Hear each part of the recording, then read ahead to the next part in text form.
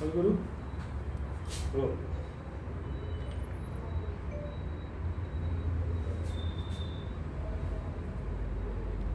काल दिनांक 30 ऑक्टोबर 2025 रोजी यवत पोलीस ठाणे येथे यवत पोलीस ठाणे हद्दीत एका अल्पवयीन बालिकेवर विनयभंग करून अत्याचार करण्याचा प्रयत्न करण्याचा गुन्हा दाखल करण्यात आलेला आहे। त्या अनुषंगाने कायदेशीर प्रक्रिया चालू आहे।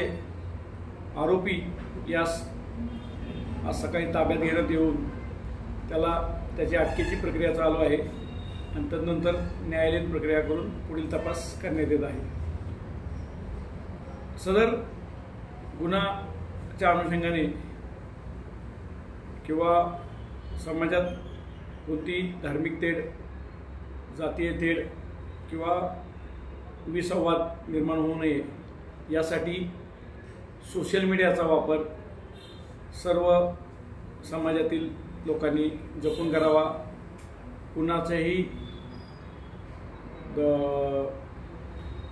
समाजात धार्मिक तेढ निर्माण होईल किंवा इतर काही बाबीतून असंतोष निर्माण होईल अशा प्रकारचे स्टेटस सोशल मीडियावर ठेवू नयेत किंवा जे ग्रुप्स आहेत त्या ग्रुपमध्ये काही मेसेज संदर्भात सर्व ग्रुप ॲडमिननी काळजी घ्यावी। सर्व ग्रुपमधील सदस्यांना निवेदन करावं किंवा सूचना कराव्यात की जेणेकरून कुठलाही आक्षेपार्ह मेसेज आपल्या ग्रुपमधून व्हायरल होणार नाही आणि त्यातून सामाजिक शांतता भंग होणार नाही।